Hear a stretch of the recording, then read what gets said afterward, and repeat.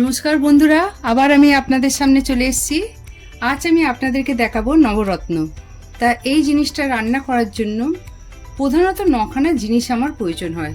দেখুন আমি এখানে কি কি নিয়েছি: ফুলকপি, কড়াইশুঁটি, আলু, পটল, বিনস, গাজর, ক্যাপসিকাম আর টমেটো। এখানে আছে আমার পনির, দুধ, এখানে নিয়েছি একটু শুকনো নারকেল একটু, আর এই মশলাগুলো আমার লাগবে: কাজু বাদাম, পোস্ত, চালমগজ দানা। তা চলুন এটা আমি কি করব দেখুন। কড়াইতে আমি একটু সাদা তেল নিয়ে নিলাম।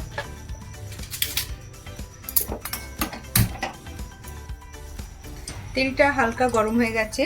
এরপরেতে এই দেখুন পনিরগুলো কেটে রেখেছি, হালকা লাল লাল করে ভেজে তুলে নেব।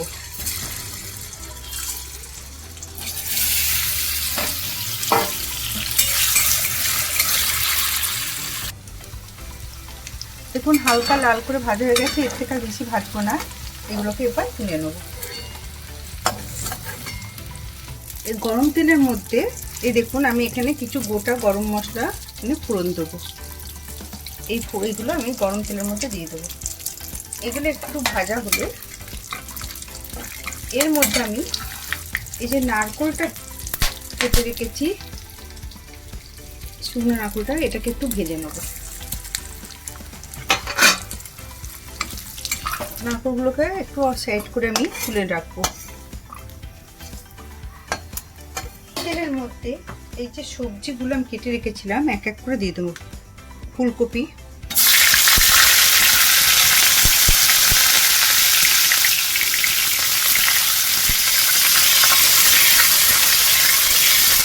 পটল,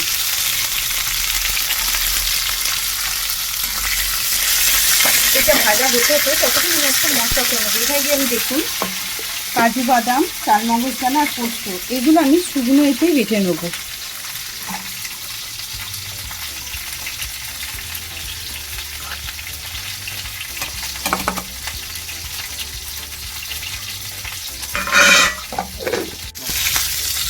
এরপরে এক এক করে অন্যান্য সবজিগুলো আমি দিতে থাকবো। দিয়ে দেবো গাজর, বিনস, এইভাবে আমি এক এক করে সবজিগুলো আমি দিয়ে সবজি করে নিয়ে দিয়ে দেবো আলু,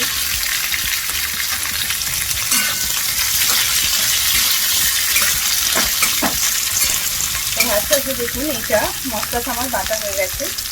গুঁড়ো করে দেখুন এটা গুঁড়ো করে নিয়েছি কাজু বাদাম, চালমগজ দানা আর পোস্ত। টমেটোটা আমি একটা পেস্ট করে নেব। টমেটো, এর সঙ্গে দুটো কাঁচা লঙ্কা দেবো। এর মধ্যে ততক্ষণ এটা ভাজা গেছে, এর মধ্যে ক্যাপসিকামটা দিয়ে দেবো।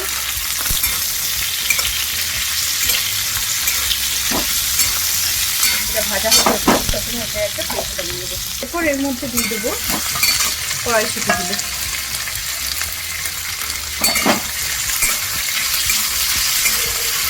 আস্তে আস্তে এতে দেবো আমি স্বাদ অনুযায়ী নুন, দেখুন আদা বাটা, টমেটো আর কাঁচা লঙ্কার পেস্টটা।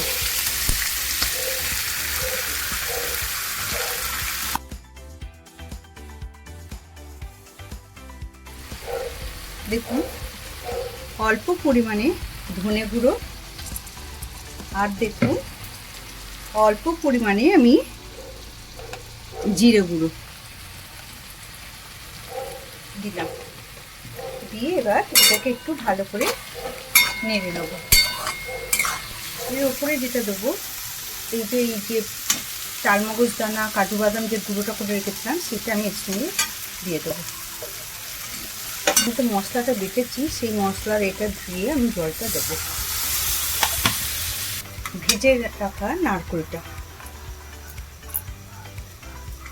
এরকম আমি কিছুটা দুধ নিয়েছি, দুধ দিয়ে দেবো। এই দুধটা আমার আগের থেকেই গরম করে ঠান্ডা করে রাখা ছিল, মানে জাল দেওয়া দুধ, কাঁচা দুধ না। এটা যেহেতু একটু মিষ্টি মিষ্টি খেতে হবে, নিরামিষ রান্না, তার মধ্যে আমি এখানে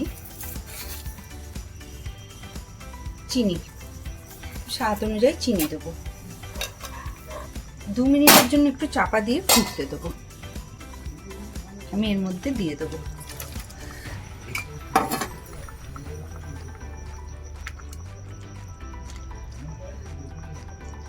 আরো 2 থেকে 3 মিনিট আমি সেদ্ধ হতে দেবো।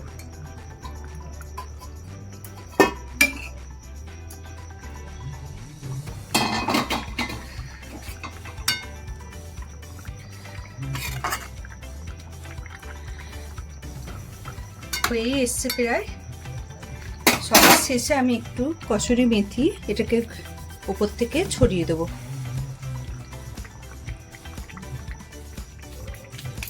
কসুরি মেথিটা দিলে খুব সুন্দর স্মেল ছাড়ে।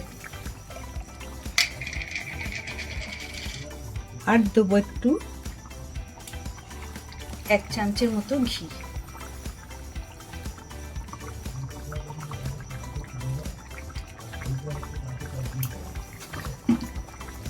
তৈরি হয়ে গেল আমার নবরত্ন। আপনারাও একবার বাড়িতে এইভাবে তৈরি করে দেখতে পারেন। যদি আপনাদের ভালো লাগে অবশ্যই একটা লাইক, শেয়ার আর সাবস্ক্রাইব করতে ভুলবেন না। নমস্কার বন্ধুরা।